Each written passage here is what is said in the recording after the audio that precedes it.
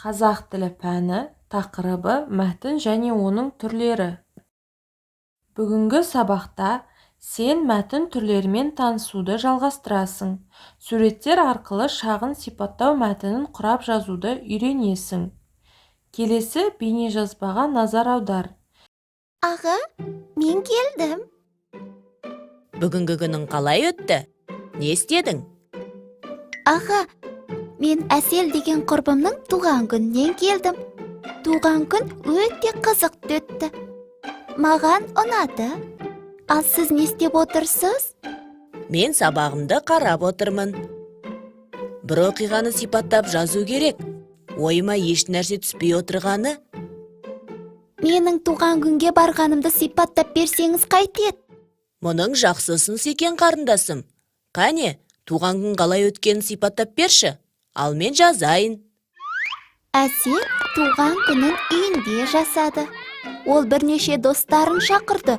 Біз дәмді тамақ ішіп, қызық ойындар ойнадық. Оған ата-анасы аквариум сыйлады. Аквариум? Бұл керемет сыйлық қой. Аквариум қандай екен? Суреттеп берші. Үлкен, суы мөп-мөлдір, ішінде балықтары көп, кішкентай, сүйкімді балықтар бар. Арасында алтын балықтар да бар. Аквариумның ішінде балдырлары да бар шығар. Иә, оның ішінде жасыл шөптері, тастар мен құмда бар екен. Және оларға ауа жіберетін түтігі де бар. Тамаша, тағы қандай сыйлықтар болды? Әселдің ағасы оған қуыршақ сыйлады. Әдемі қазақ қуыршағы.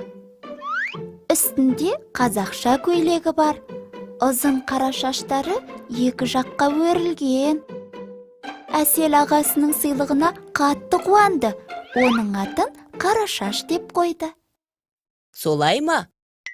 Ал сен Әселге не сыйладың? Мен оған Гарри Поттердің хикаялары атты кітапты сыйладым. Ол оны ұнатады. Жарайсың Дана, жақсы сыйлық таңдапсың. Аға, Әселдің анасы торт пісіріпті. Әрине, тортсыз туған күн өте ме? Дәмді торт болған шығар. Өте дәмді. Үлкен, дөңгелек. Бетінде шоколад жағылған. Оның үстінде сары, қызыл гүлдер бар. Туған күніңмен деген жазуы бар. Туған күн өте қызықты өтті. Дана, қара, біздің сипаттау мәтініміз де сәтті шыққан сияқты. Не сәтті шықты? Міне мұнда қара. Ойды жазбаша немесе ауызша жеткізуді мәтін дейді.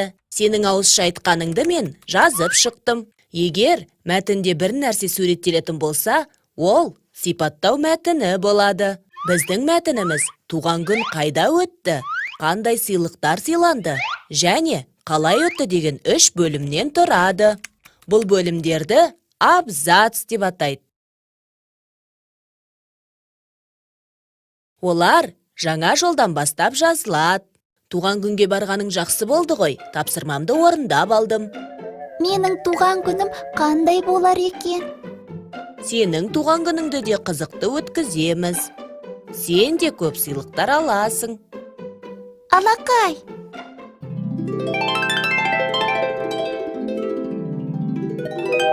Қайталайық. Сипаттау мәтіні. Мәтін дегеніміз жазбаша немесе ауызша ойды жеткізу. Мәтін бірнеше сөйлемдерден құралады. Мәтін сөйлемдері бір-бірімен мағына жағынан байланысып тұрады. Мәтін бірнеше бөлімдерден құралады. Әрбір бөлім абзац деп аталады және жаңа жолдан бастап жазылады. Зат немесе құбылысты суреттеп сипаттайтын мәтін сипаттау мәтіні деп аталады. Дәптерімізді ашып бүгінгі күнді жазамыз. Қарашаның 20-сы, 19-шы жаттығу 83-ші бет. Өлеңді мәнерлеп түсініп оқы. Сұрақтарға жауап жаз. Марат бояумен не істеді? Ол қандай сурет салды? Неліктен әртүрлі бояу өз орнын тапты? 21 жаттығу 84 бет. Қоянды сипаттауға тырыс. Ол үшін сипаттау мәтінін мен қоян туралы айтқым келеді деп баста. Әрі қарай ол заттың негізгі белгілерін, түрін, түсін, көлемін, қасиетін сипаттап жаз. Қоян туралы өз ойыңды жаз.